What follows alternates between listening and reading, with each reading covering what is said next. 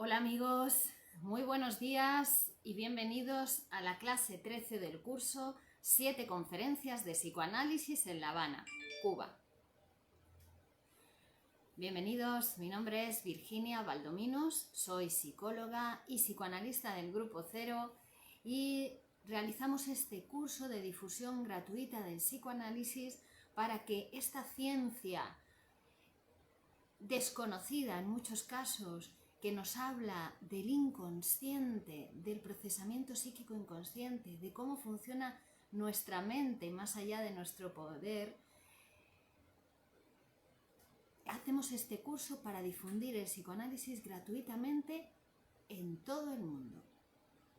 Entonces estamos realizando, como ya sabéis, los que seguís el curso desde el principio, en base a este libro, 7 conferencias de psicoanálisis en La Habana, Cuba. Un libro que se publicó después de un viaje del doctor Miguel Óscar Menasa a la isla cubana, a La Habana, y donde impartió una serie de conferencias de psicoanálisis en la universidad, además de hacer diferentes recitales también a lo largo y ancho de toda la isla, donde conoció a muchos poetas cubanos. A su vuelta también publicó un libro de poesía cubana, Hoy se llama, Poesía Cubana Hoy, y este libro, 7 conferencias de psicoanálisis en La Habana, Cuba, donde se publicaron las conferencias que el doctor Menasa dio tal cual las dio allí. Buenos días, Carlos Latorre. Hola Virginia, buenos días. Interesantísima conferencia la sexta, dice Manuel Díaz de Rivera. Efectivamente, qué síntesis de toda la disciplina psicoanalítica hacen esta sexta conferencia que vamos a ver hoy. Adelaida Zamárriga, saludos. Hola Adelaida, hola a todos. Entonces vamos a adentrarnos hoy en la sexta conferencia. Este libro que yo tengo aquí y que es maravilloso y que todos ustedes deberían tener en su biblioteca, se puede conseguir a través de la editorial Grupo Cero, pero también ahora mucho más fácil, estéis donde estéis, a través de Amazon. Está en Amazon. Este y otros muchos libros del doctor Menasa. Así que aprovechen la oportunidad y el regalo que nos hacen las nuevas tecnologías para tener a Menasa en casa con ustedes, que es importantísimo hoy en este siglo en el que vivimos. Bueno, entonces vamos a adentrarnos en la sexta conferencia, que vamos a ir siguiendo aquí del libro, que van a ver ustedes qué maravilla, qué síntesis de todo lo que estamos hablando y viendo a lo largo del curso, ¿no? Porque en esta sexta conferencia que el doctor Menasa da en la Casa de la Cultura de Alamar. Hola Federico Plucker, Carlos Latorre, gracias por el esfuerzo que realizas por llevar a cabo la labor de difusión del psicoanálisis por todo y para todo el mundo. Gracias por vuestros agradecimientos. Es muy importante realizar este esfuerzo, ¿no? para un integrante de la Escuela de Poesía y Psicoanálisis Grupo Cero, como soy yo. ¿Por qué? Porque hoy en día, siglo XXI, el sujeto psíquico está tan tironeado, ¿no? Tironeado por tantas fuerzas, tantas presiones, que solo le queda un espacio y un tiempo para poder hablar libremente. Y ese es el psicoanálisis. No sé si existe otra libertad para el sujeto psíquico hoy en día en el siglo XXI. Probablemente un siglo de bastante poca libertad, bastante sombrío para el ser humano, aunque parezca otra cosa, ¿no? Entonces ese espacio y ese tiempo del psicoanálisis se hace indispensable para los hombres, para las mujeres del siglo XXI, para poder vivir mejor sin enfermarnos, ¿de acuerdo? Sin enfermarnos, para poder desarrollar todo nuestro potencial mental, nuestro potencial psíquico, toda nuestra salud, nuestra vida en plenitud, o más o menos en plenitud, sin enfermarnos, ¿de acuerdo? Por eso es importante la tarea de difusión del psicoanálisis y que ustedes también ayuden y colaboren, compartan con sus amigos estos vídeos para que, bueno, pues para hacer un ejercicio de salud mental, todos y cada uno. Luis Román, felicitaciones por el éxito creciente, por tan valioso aporte. Gracias, Luis. Gracias. Sí, estamos en el camino radiante de la poesía y el psicoanálisis. Nos espera a quienes realizamos este trabajo un futuro luminoso. Y a ustedes también, si realizan el trabajo que cada uno tiene que realizar para poder apropiarse y construirse ese futuro luminoso para cada uno, ¿no? Porque es la característica del psicoanálisis, de la salud mental, que cada uno puede producirse su camino y su futuro, ¿no? para cada uno. En todo caso, cada uno, la salud de cada uno, por supuesto, va a influenciar a sus relaciones y a las personas que están alrededor, pero es un trabajo único, personal, propio e idiosincrásico de cada uno. Entonces, ustedes también lo pueden hacer. Y como terminaba ayer un artículo, ¿quién puede vivir en el pensamiento más avanzado en el siglo XXI? ¿Todo el mundo puede? La respuesta es sencilla. Quien lo consigue, quería. Quien no lo consigue, no quería. Sabiendo que el conseguirlo es realizar un trabajo permanente, porque nunca se consigue, sino que es en la realización de un trabajo permanente que uno se va construyendo esa salud mental, y es cada vez, es frente a cada decisión, frente a cada acto, ¿no?, de la vida. Bueno, pues vamos a la sexta conferencia, que fue impartida el 7 de abril de 1995 y donde el doctor Menasa nos va a realizar una introducción general al tema, dice él, pero veremos a lo largo de estas clases, 2 o 3 clases que nos va a llevar esta conferencia, vaya introducción, pero vaya síntesis también, ¿no? Vamos a ver, la producción del concepto inconsciente. El psicoanálisis nace cuando Sigmund Freud publica en 1900 la interpretación de los sueños, y en ese libro universal, uno de los libros más vendidos de la historia de la humanidad, ¿no?, ahí produce por primera vez el concepto de inconsciente. El concepto inconsciente, que es producto de un trabajo, es decir, no es que, buenos días Rubidia, no es que el concepto inconsciente nazca por arte de magia, no. Sigmund Freud, antes de publicar la interpretación de los sueños, había publicado otra serie de estudios, trabajos, llevaba años trabajando con pacientes de diferentes afecciones, ¿no?, entre ellos pacientes histéricos, neuróticos obsesivos, pero además era un científico, un médico neurólogo, un investigador, un hombre de su tiempo, un hombre culto, un hombre de ciencias, ¿no?, que realizando un trabajo teórico sobre ese material que él recogía de la atención a esos pacientes para los cuales no existía un tratamiento adecuado. Recordemos que en ese momento existía lo que se estaba intentando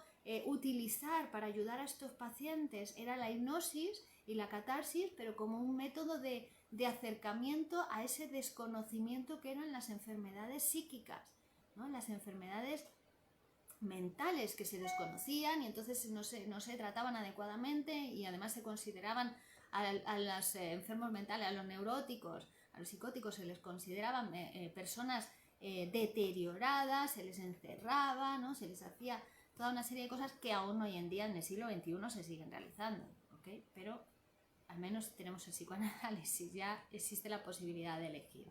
Bueno, entonces Freud, con todo ese material que le aportaban los pacientes en análisis, realizó un trabajo teórico, con instrumentos teóricos, ¿no?, que ya los vimos en conferencias anteriores, ¿no?, que sí, la noción de manifiesto y latente, que estaba muy de moda en la época, el concepto o la noción de aparato psíquico, ¿vale?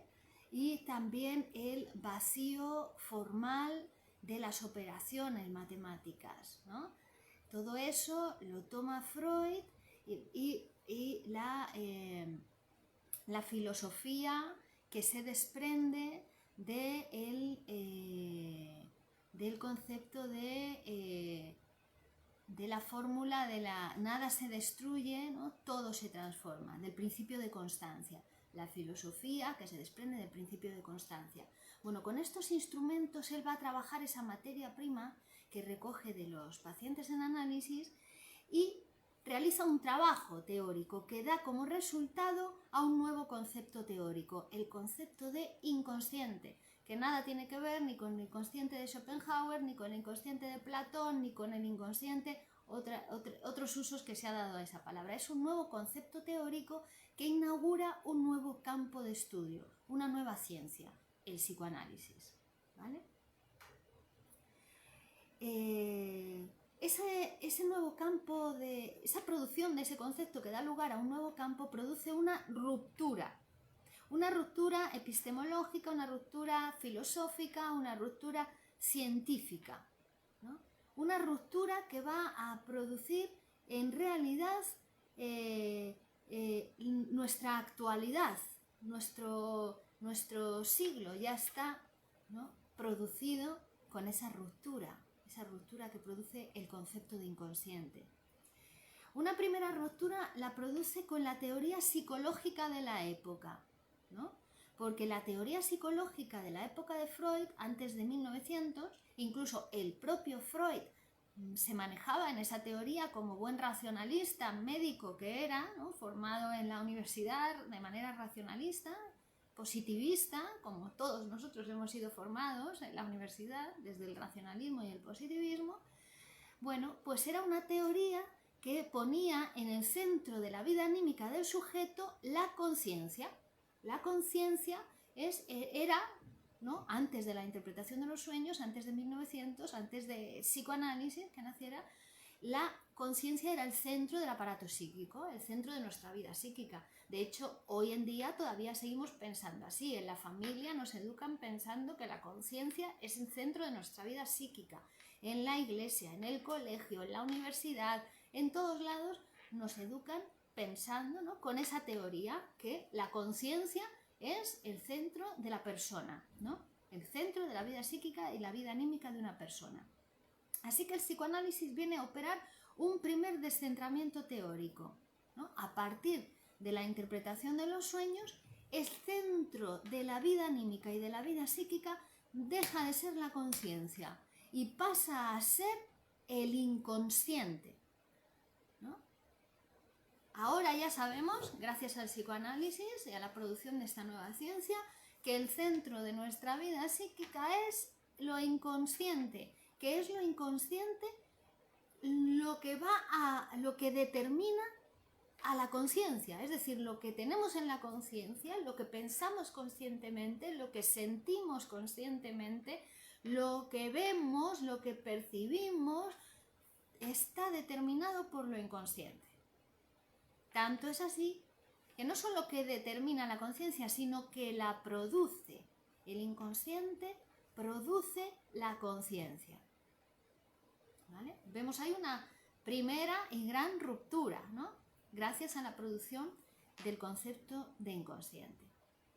Así que cuando hablamos de procesos primarios y procesos secundarios, decimos procesos primarios no a los procesos que son más primitivos en nosotros, sino que llamamos procesos primarios a los primeros que se dan en el aparato psíquico, que son los inconscientes. Es decir, los primeros procesos que se dan en nuestro aparato psíquico desde que somos chiquitos son los inconscientes. Y después, esos procesos inconscientes van a ir produciendo la conciencia. ¿De acuerdo? O sea, llamamos primarios por primeros. Y eso es el sistema inconsciente. Y llamamos secundarios, procesos secundarios, a los procesos conscientes. ¿Por qué? Porque son producidos por los inconscientes. ¿De acuerdo? Es decir, son los procesos de la conciencia, esos de los que nosotros nos damos perfecta cuenta, esos son los secundarios. Esa ruptura plantea, como toda ruptura, claro, que lo que ocurría antes, que lo que se pensaba antes era ilusorio. Es decir, si hoy una persona cree en sus percepciones, en su conciencia, ¿no? E incluso trabaja, ¿no? Como muchas ramas de la psicología que tratan de modificar lo consciente en el sujeto, pues vamos a decir desde la ciencia, que ya existe, esa ciencia del psiquismo humano ya existe, no se puede negar, y todo aquel que lo niega, pues de alguna manera está todavía más tocado por esa ciencia, por el hecho de negarla. Es decir, están trabajando con material ilusorio. Aquella persona que cree en lo que ha soñado, por ejemplo, se levanta y cree que lo que ha soñado es verdad, bueno, pues está pensando de manera ilusoria. O aquel que confía en sus sentimientos, ¡ay, estoy tan triste! Bueno, está trabajando con cuestiones ilusorias. O el psicólogo que intenta trabajar estímulo-respuesta con el paciente, ¿no? Desde un punto de vista de la conducta, está trabajando con material ilusorio, no está trabajando en el psiquismo del paciente, ¿vale? O sea, todo lo anterior a esa ruptura, a considerar que el centro de la vida psíquica es el inconsciente, todo lo anterior es ilusorio. Por ejemplo, si vamos al campo de las ciencias, vemos cómo la teoría tolemaica, ¿no? Veía que el Sol salía por el este y se metía por el oeste y pensaba que era el Sol el que giraba alrededor de la Tierra. Y así se vivió durante siglos, pensando que el Sol era el que giraba alrededor de la Tierra. Tuvo que llegar Copérnico para demostrar teóricamente, ¿no?, que no es así, sino que es la Tierra la que gira alrededor del Sol. Pero tuvo que venir Copérnico con una teoría, con una serie de conceptos teóricos científicos que produjeron una ruptura. Una ruptura. No es la Tierra la que gira alrededor, no es el Sol el que gira alrededor de la Tierra. Fíjense cómo las teorías anteriores no desaparecen, siguen en nosotros, porque nosotros seguimos percibiendo que el Sol, ¿no?, sale por el este y se mete por el oeste y parece que gira alrededor de la Tierra. Bueno, pues eso son ilusiones que producen nuestros sentidos. Manuel Díaz de Rivera: en la conciencia es donde pensamos, pero ahí no somos, porque donde somos es en el inconsciente, ¿no? Exactamente. Y tampoco pensamos en la conciencia. Pienso donde no soy.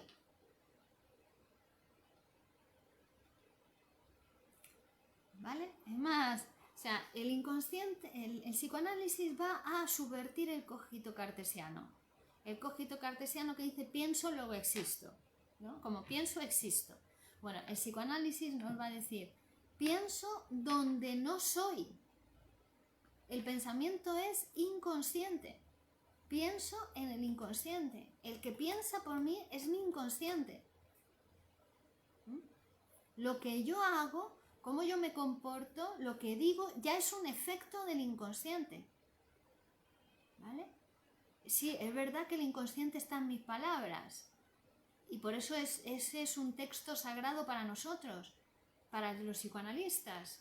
El discurso del paciente, lo que dice el paciente, porque en lo que dice el paciente está el inconsciente, pero está deformado, está velado. Es decir, el inconsciente no hay que buscarlo en ninguna profundidad, ni escondido en el cerebro, ni en las entrañas del paciente, ni en ningún sitio escondido. El inconsciente está en lo que decimos, pero al mismo tiempo que lo decimos está disfrazado. Entonces, por eso hay que hacer ese trabajo de interpretación, ¿no?, de asociación libre, y con toda esa materia prima vamos a hacer un trabajo. El psicoanalista, en su función de psicoanalista, va a hacer el trabajo de la interpretación, utilizando a su vez los instrumentos del psicoanálisis, los instrumentos teóricos, el método, etc. Va a trabajar sobre esa materia prima para producir un producto, el inconsciente de fulano de tal, que le va a aportar, le va a proporcionar a fulano de tal autoconocimiento y autotransformación. porque pensamos en el inconsciente. Pensamos donde no somos. Cuando uno dice yo soy mujer, yo soy ingeniero, yo soy, dicen algunos, yo soy gay, ¿cómo lo sabe?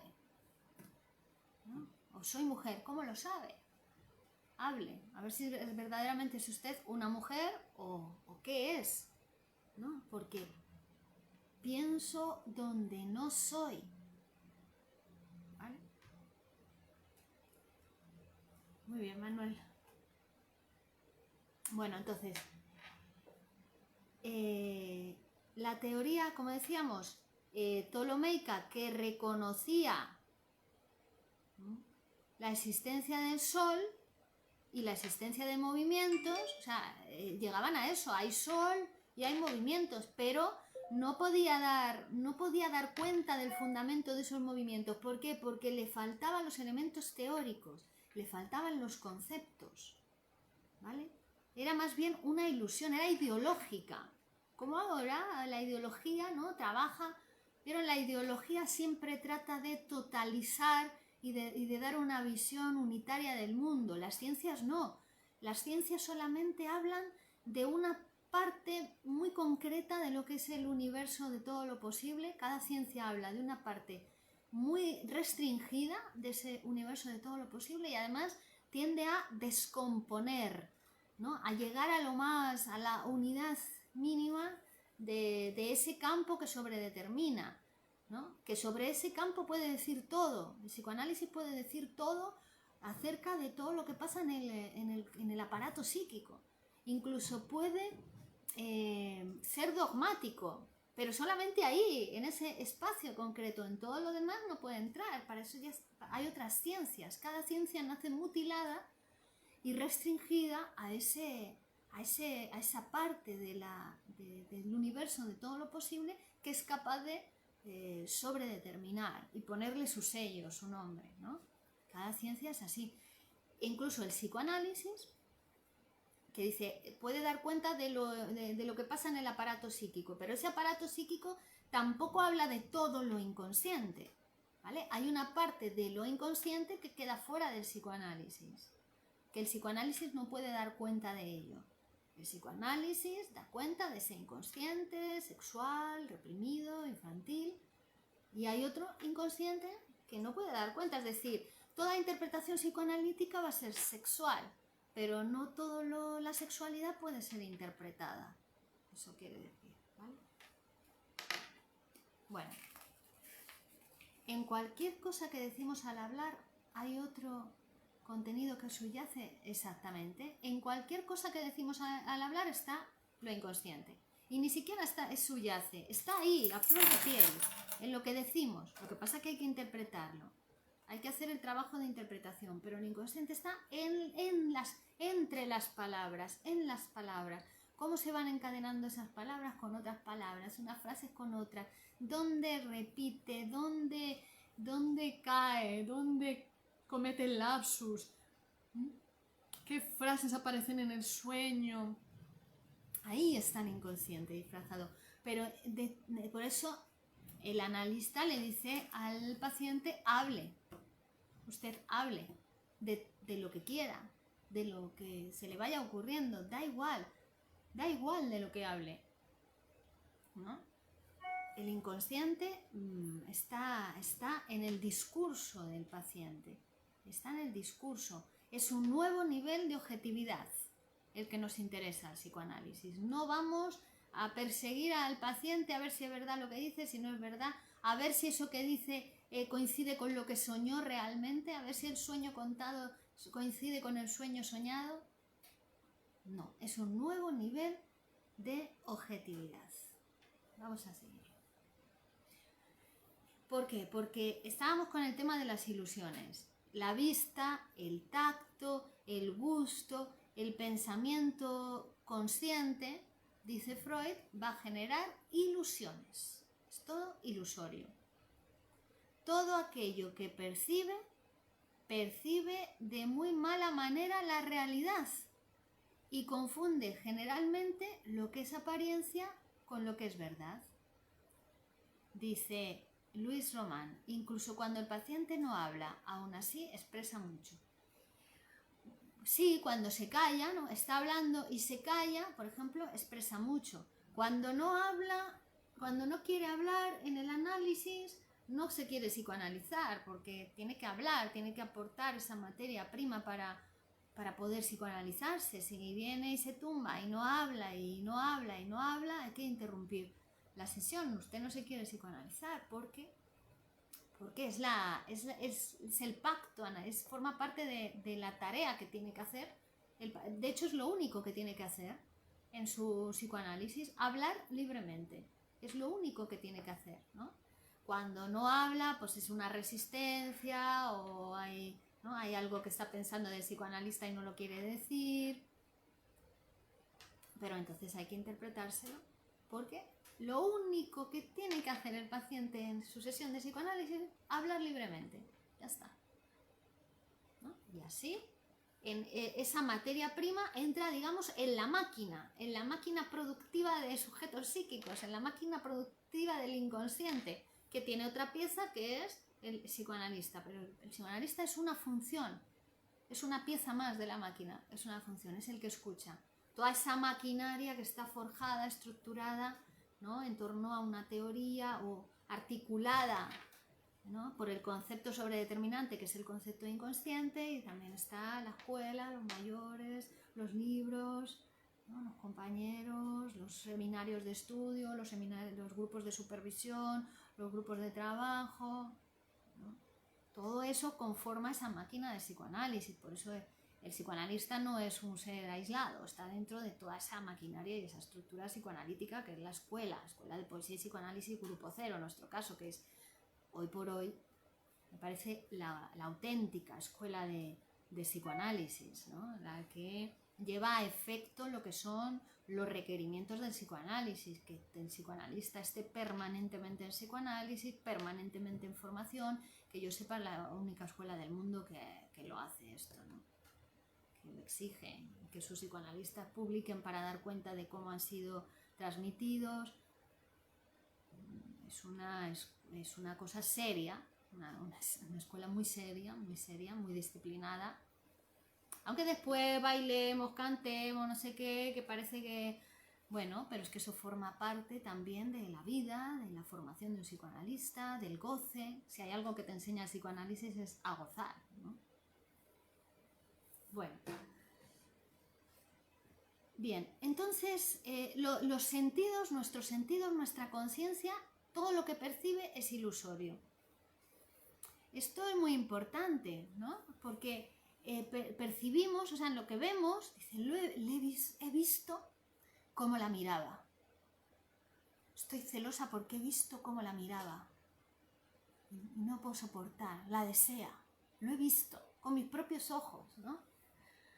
Bueno, no, lo que has visto ha sido tu deseo en él, eres tú quien la desea, ¿no? Por ejemplo, os les he visto besándose, no, eso era una ilusión, una fantasía, tú quieres, ¿no? Es decir, lo que se ve es ilusorio, lo que percibimos a través de los sentidos siempre es engañoso y los sentidos confunden la apariencia con la verdad, ¿vale?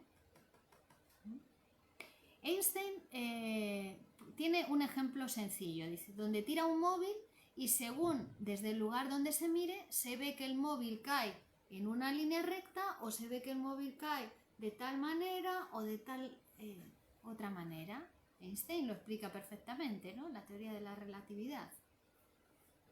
Bueno, pues es importantísimo empezar a concebir que la certeza sensible engaña. Por aquí deberían empezar ustedes. Empezar a saber que su certeza sensible, lo que ustedes perciben, es engañoso, que no se pueden fiar ni por lo que perciben ni por lo que sienten. Siempre es engañoso. Bueno, el sentimiento puede ser verdadero, uno está triste, vale, ¿cómo no voy a estar triste? Yo sé que estoy triste, vale, estoy triste, pero ¿a qué se debe? Los motivos a los que se deben esa tristeza ya están, son un engaño, una mentira, sentimiento, la propia palabra lo dice, sentimiento, ¿no?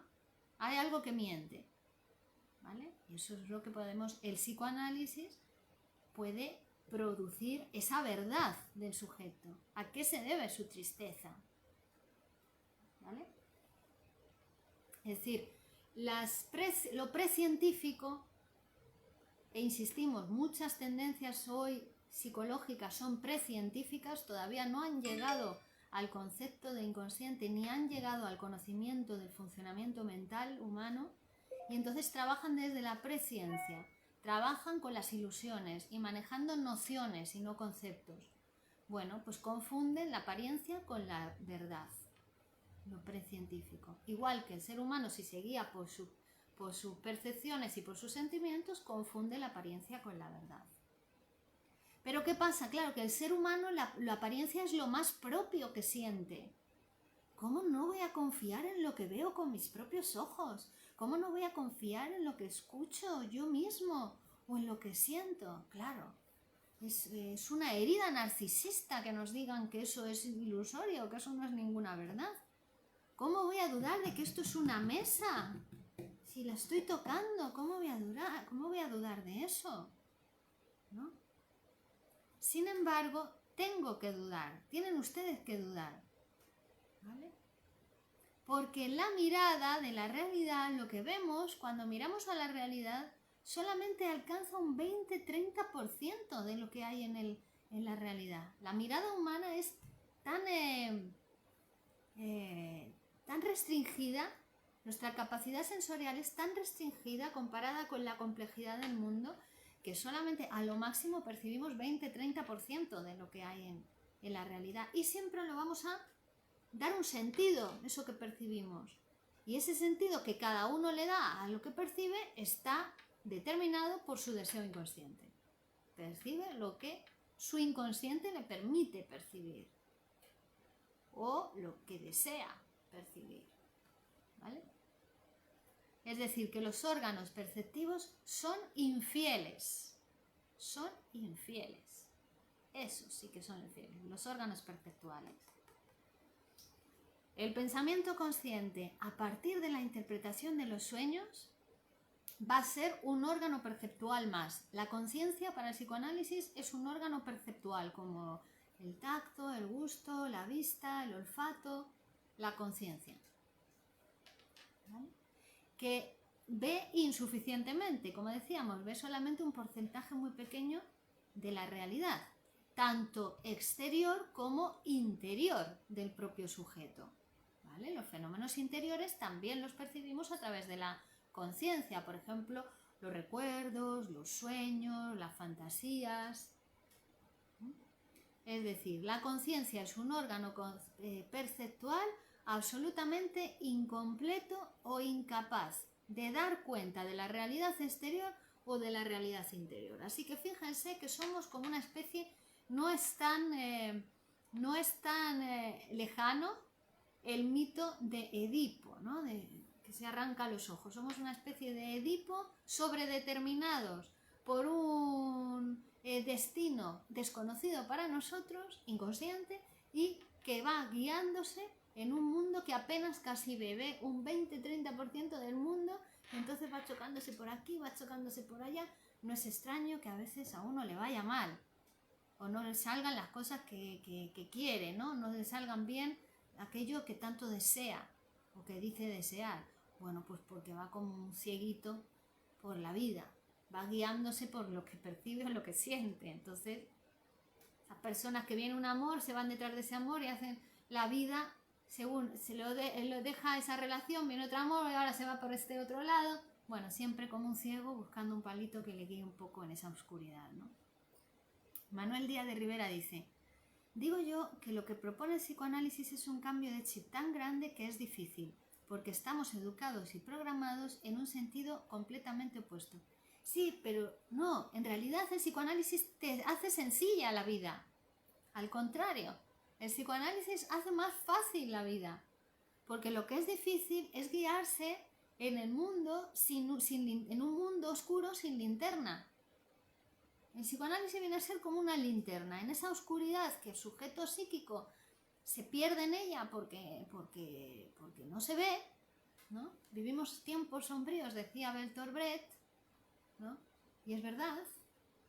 donde todo, usted dígame de dónde viene el orden hoy en día en la sociedad, ¿no? Pues ahí, en esa oscuridad, el psicoanálisis es una linterna que te ayuda, te va abriendo camino, vas alumbrando tus próximos pasos al menos, y a veces tiene una ráfaga tan potente que te permite ver más allá el futuro, y marcarte un proyecto de futuro. Pero primero hay que ir pasito a paso, te va alumbrando pasito a paso, para que tú vayas... Y en ese pasito a paso a veces tú mismo vas a apagar la linterna por tu resistencia, porque te da miedo de cambiar, porque te has dado cuenta que para curarte hay que cambiar, y eso es lo que le da más miedo al sujeto psíquico, transformarse. No sé por qué los seres humanos tenemos tanto miedo a transformarnos. Debe ser porque, claro, tenemos que admitir de alguna manera que antes estábamos equivocados, ¿no? Y que llevamos 40, 50, 60 años equivocados. Bueno, pero mejor vivir los 40, 50, 60 años próximos mejor, ¿no? A veces uno apaga la linterna. No, yo prefiero seguir en la oscuridad, en los brazos de mi mamá, que tan a gusto yo estaba pensando que mi mamá siempre estaba ahí para protegerme y para cuidarme, y que yo era inmortal. Bueno, pero no es así, ¿no? Entonces el psicoanálisis facilita la vida, porque aceptarse mortal, ¿no?, nos hace más sencilla nuestra existencia, porque somos mortales.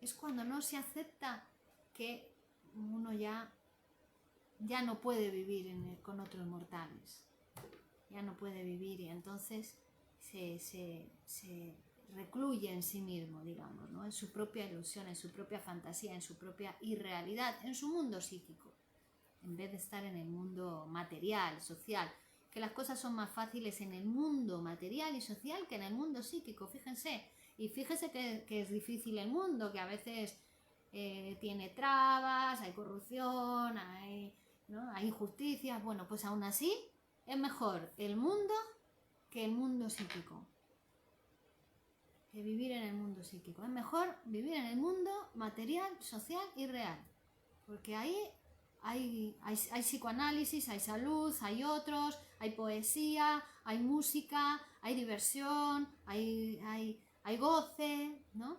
Pero hay muerte también, hay que asumirse como mortal, ¿vale? En el mundo psíquico tú eres un inmortal, pero estás ahí agonizando en los brazos de mamá todo el día, enfermo, ¿no? La neurosis, la psicosis son prueba de ello. Bueno, sencillez. El psicoanálisis simplifica, ya lo vemos en este psicoanálisis que nos transmite Menasa. No es una complejidad psicoanalítica, ¿no?, lacaniana, que Lacan, bueno, tuvo su manera de transmitirnos el psicoanálisis, muy útil, por cierto, también, y también poética, ¿no? También poética. Bueno, entonces, pensamiento consciente pasa a ser un órgano perceptual a partir de la interpretación de los sueños. Nosotros, entonces, desde la epistemología materialista, que es la que nosotros estamos trabajando, es la que se trabaja en el grupo cero, ya hemos dicho que en grupo cero, antes de comenzar a estudiar la interpretación de los sueños, cualquier candidato a psicoanalista, cualquier alumno de la Escuela de Poesía y Psicoanálisis Grupo Cero, antes de comenzar a estudiar la interpretación de los sueños, estudiamos epistemología materialista, estos conceptos epistemológicos necesarios para ubicarnos en el campo de las ciencias, conocer qué tipo de ciencia es el psicoanálisis y poder abordarla y leer la interpretación de los sueños teniendo en cuenta ciertos conceptos epistemológicos que nos van a simplificar y allanar el camino tremendamente. No se puede estudiar psicoanálisis, muy difícil. Yo no conozco a nadie que haya podido estudiar psicoanálisis solo en casa. Eso no es estudiar psicoanálisis. La formación de un psicoanalista exige y requiere muchas más otras cuestiones, ¿no?, que ya hemos mencionado. Bien, entonces, desde la epistemología materialista pensamos que una ciencia, más allá de tener un objeto, más allá de tener un método y más allá de tener una técnica, es una disciplina que viene a quitarle una venda de los ojos al ser humano. Es decir, ha llegado al mundo para curar la ceguera del hombre, como por ejemplo el psicoanálisis, decíamos. El psicoanálisis nos quita la ceguera con respecto a nuestra propia sobredeterminación inconsciente, ¿vale? Nos permite ver más allá de nuestros propios sentidos, de nuestros propios prejuicios, de nuestros propios sentimientos. Viene a dar cuenta de esa estructura que te está sobredeterminando lo que te pasa, ¿vale? Viene a levantar la ceguera del hombre que tiene frente a sus propios sentimientos, frente a sus propias emociones, frente a sus propios pensamientos. Igual que decíamos que la teoría del valor también viene a quitarnos una venda con respecto a la sobredeterminación socioeconómica que recae sobre nosotros. Somos producto también de otra sobredeterminación, que es el lugar que ocupamos en el sistema de intercambio de mercancías capitalista, ¿no? Entonces el marxismo, la teoría del valor, también nos quita una venda de los ojos. Justo los dos descubrimientos más importantes de los 3 últimos siglos son los que están negados por los estados, son los que no se quiere que entren a formar parte de las instituciones públicas. ¿Por qué? Porque sería entregarlo al sujeto, sería entregarlo fácilmente, ¿no? A difundirlo, a hacer una socialización universal de eso, ¿no? Que es lo que precisamente no quiere, porque produciría transformaciones sociales indeseables, ¿no? Para los poderosos. Pero cada uno de nosotros puede hacer el trabajo psicoanalítico. De hecho, es que esa es la única manera de hacerlo. Bueno, esa es la primera ruptura que vemos, ¿no? Ruptura con respecto a una ruptura psicológica que produce el psicoanálisis y el nacimiento del concepto de inconsciente. Después, o teórica podríamos decir, pero también se produce una ruptura muy importante a nivel de producción del conocimiento. En la época de Freud, cuando decía Freud aspiraba a que el psicoanálisis fuera una ciencia como una ciencia natural, como la física, ¿no? Una ciencia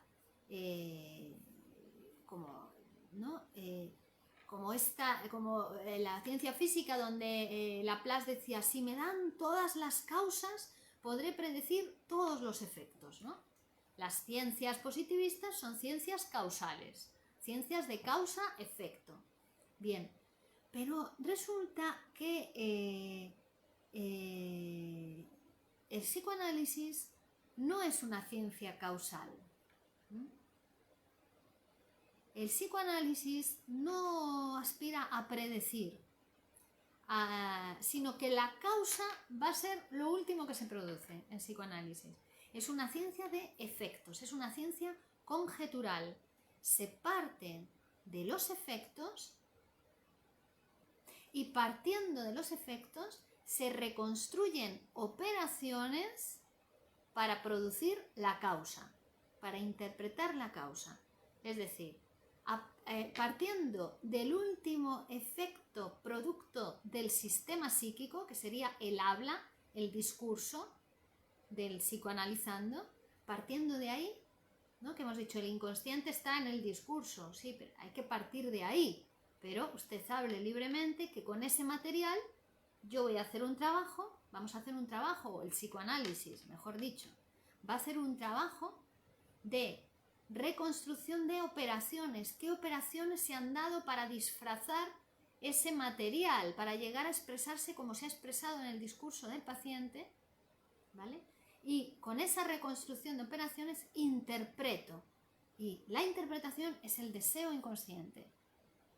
El deseo inconsciente no está en ningún lugar, se produce por interpretación. Hay que producirlo, no existe antes. Antes lo que existe es una persona con síntomas, con sufrimiento, con dolor, o con algo que quiere pero que no lo puede conseguir, ¿no? Y viene a psicoanalizarse. Bueno, pues a partir de lo que dice vamos a poder producir el deseo inconsciente, es decir, ¿a qué se deben esos síntomas? ¿A qué se debe ese sufrimiento? ¿Por qué no puede conseguir lo que quiere conseguir? y a la vez que lo producimos, eso se va transformando.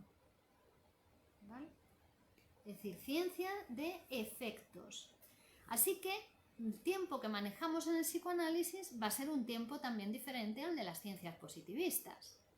Las ciencias positivistas pensaban entonces causa-efecto, es decir, que es el pasado, lo que ha pasado en el pasado determina el presente y el presente determina el futuro. Entonces, algo que ha acontecido ya en el pasado es imposible de modificar, porque si ya ha pasado, ¿cómo lo vas a cambiar? Es imposible, ¿no? Para las ciencias positivistas, las ciencias causales, esos que leen a Freud desde el positivismo y entonces piensan que es que lo que te pasó en la infancia determina el futuro, porque leen mal a Freud, lo leen sin tener los conceptos epistemológicos adecuados. Bueno, porque para el psicoanálisis es otro tiempo. Es otro tiempo. No es el tiempo aristotélico, no es el tiempo del reloj, el tiempo del inconsciente. El tiempo del inconsciente es el futuro anterior. Es decir, la determinación viene del futuro. Lo importante está en el futuro. Más que lo que hice ayer, lo que me determina es lo que voy a hacer hoy o lo que voy a hacer mañana. Eso es lo importante. ¿Vale?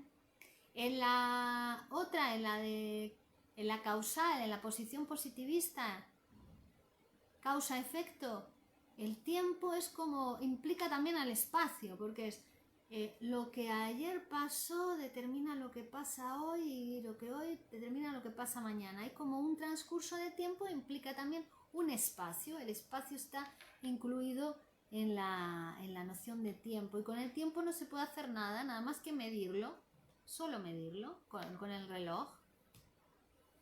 ¿Vale? Entonces el tiempo va a ser la distancia que hay entre un punto y otro punto. ¿Ves? Incluye el espacio. Pero el psicoanálisis viene a alterar ese tiempo. Viene a alterar el modo de producir la ciencia. En tanto, va a partir siempre del último efecto del inconsciente, que es el habla. Manuel Díaz dice: las cargas objetales, producto de amores que nos abandonan y que se vuelven identificaciones insanas, hay que desprenderse de ellas, ¿no? Si son insanas, sí. Bueno, el yo está hecho a base de identificaciones. El yo de sujeto, es decir, todas las identificaciones que has hecho a lo largo de tu vida conforman tu yo, ¿no? No hay nada original en el aparato psíquico, todo procede de fuera. Todo viene de afuera, hasta el propio yo se ha hecho con identificaciones con los otros, ¿no? Pero ya si es una identificación patológica en el sentido de que el objeto que te ha abandonado lo introyectas, te identificas con él y pasa a ocupar una parte muy importante de tu yo y además se encarniza una guerra con el objeto ahora internalizado en tu yo, ¿no? Al que quieres matar, pero sin darte cuenta te están matando a ti porque te has identificado con él, pues entonces sí, eso es insano, eso es insalubre, eso es enfermizo, eso es una melancolía y hay que psicoanalizarse para curarse de eso. Claro que sí. Bueno, así que el habla, partimos de el habla, el último efecto del sistema, ¿vale? Y entonces, claro, los científicos de la época de Freud le decían, pero el habla, ¿cómo vas a partir del habla? El habla no es objetivo, ¿no? Lo que cuenta la persona del sueño no es lo que soñó. Lo que cuenta la persona de lo que pasó no es lo que pasó. Eso no es objetivo. Y efectivamente, lo que cuenta la persona del sueño no es lo que soñó. Lo que cuenta de lo que pasó no es lo que pasó. Pero el nivel de objetividad del psicoanálisis va a ser ese. Es un nuevo nivel de objetividad. Ya decía Freud, es que esa desviación que hay entre lo que soñó y lo que cuenta que soñó, entre lo que pasó y lo que cuenta que pasó, esa desviación nos interesa. Y esa desviación no es nada comparada con la desviación o la traslación o la transmutación de todos los sentidos que ha tenido que hacer el deseo inconsciente para expresarse en la conciencia. Ahí es donde ha habido la verdadera deformación, traslación y transmutación de todos los sentidos. En ese paso del inconsciente al preconsciente, a la conciencia. En realidad, de lo que sueña, ¿no? Del sueño soñado al sueño contado ha habido una desviación, claro que sí, y nos interesa mucho esa desviación. Y eso es lo que llamamos trabajo del sueño. Es decir, el sueño soñado sería la materia prima natural y el sueño contado ya es una materia prima, trabajada, ¿no? El tronco del árbol es una materia natural. La madera, cuando ya talo el árbol, le quito la corteza, talo el árbol, hago maderitas, ¿no? Para mandársela al carpintero, la madera trabajada es materia prima.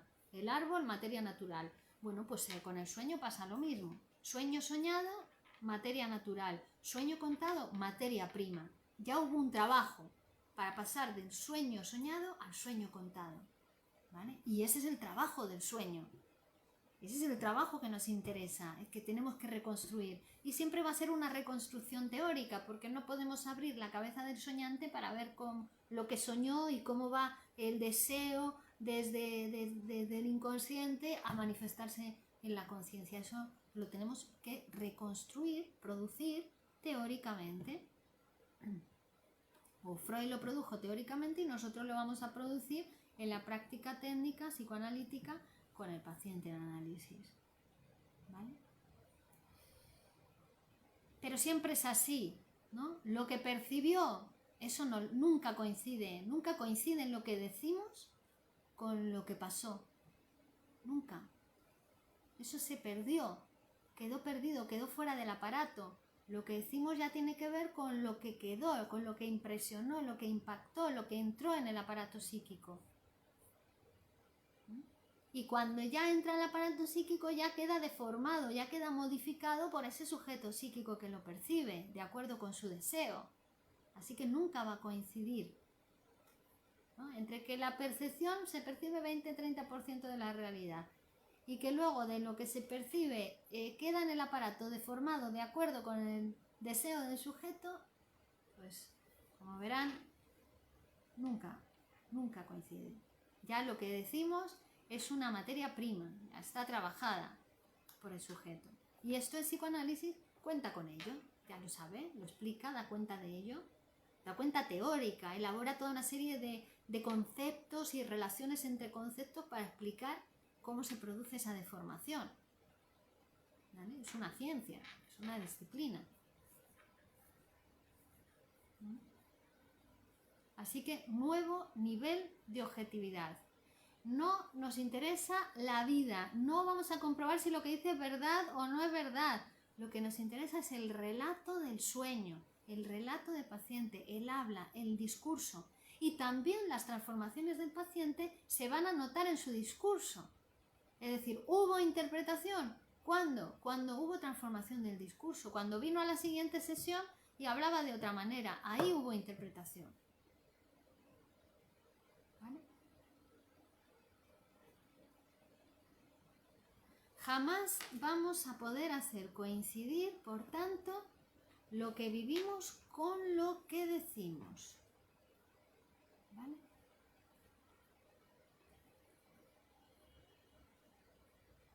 Cualquier positivista de la época hubiera descartado ese material. Freud no. Freud trabajó con él.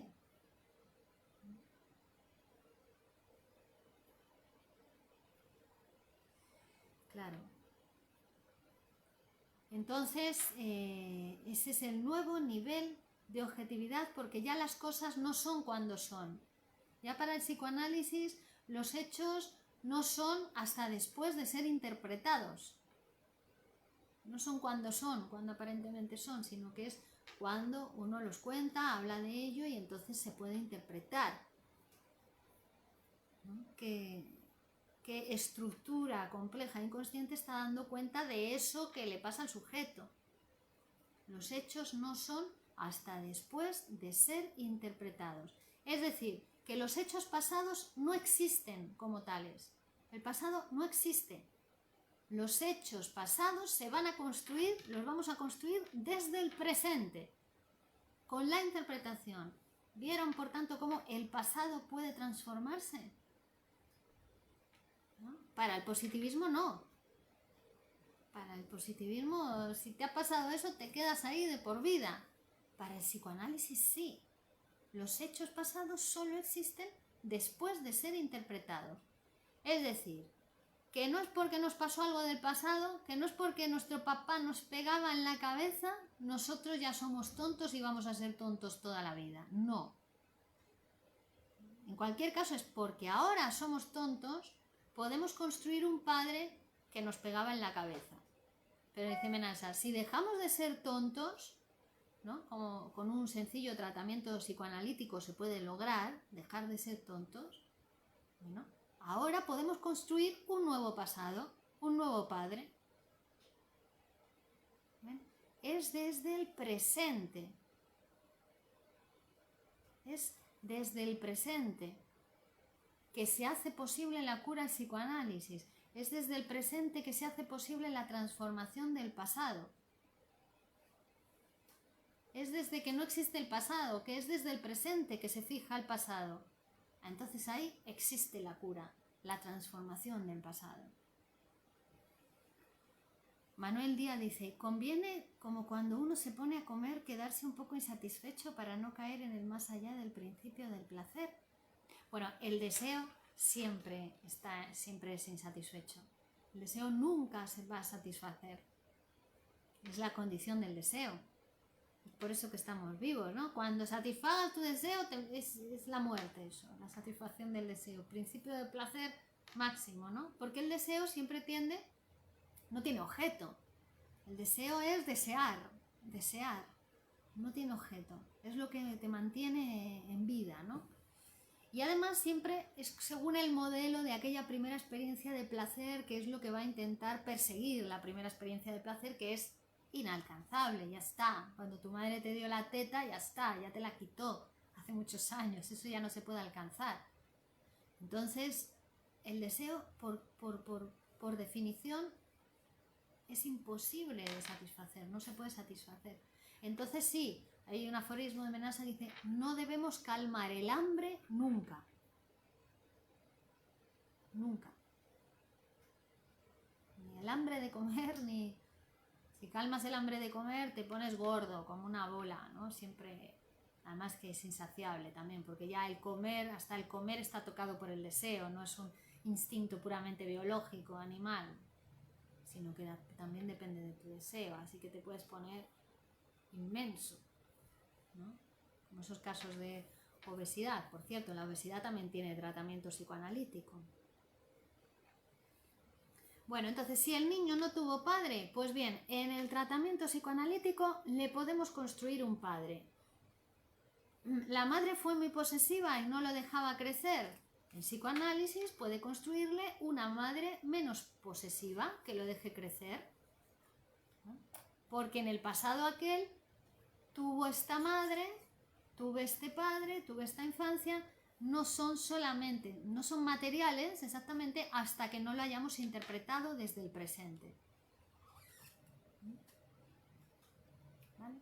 Y la determinación siempre viene del futuro.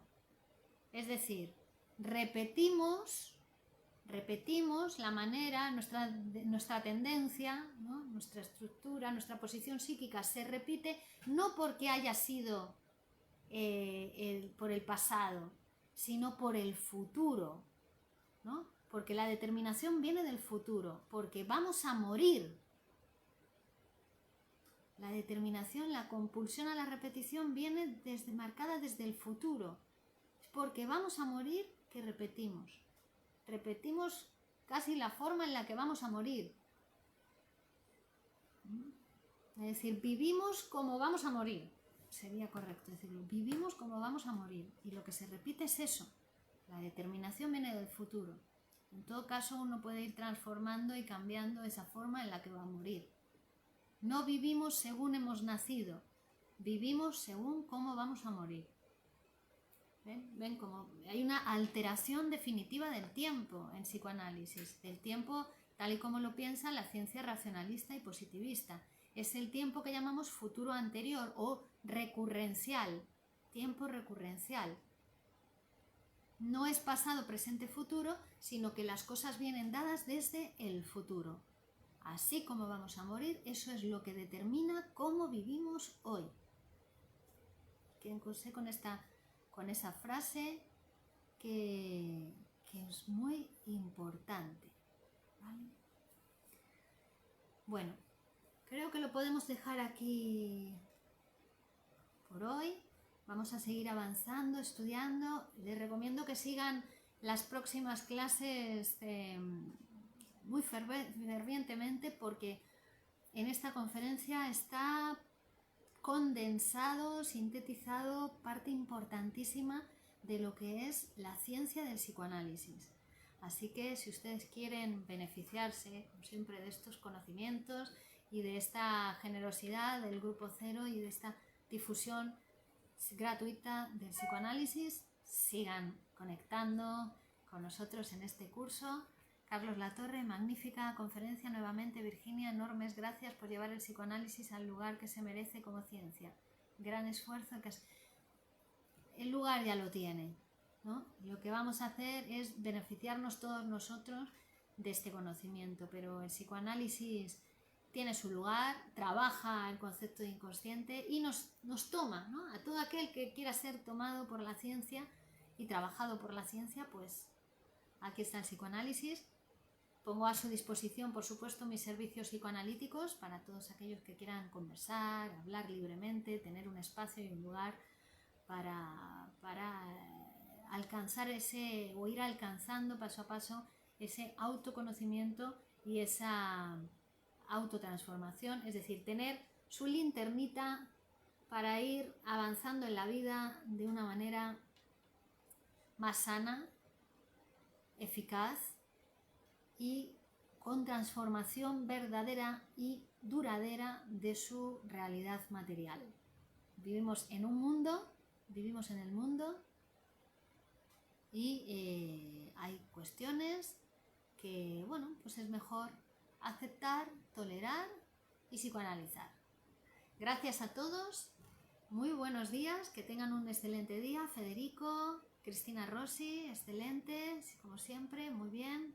Muchas gracias, Uruguay, Salvador, a todos los que estáis presentes, y continuamos el próximo martes en la siguiente clase del curso 7 conferencias de psicoanálisis en La Habana, Cuba. Gracias a todos. Hasta la próxima.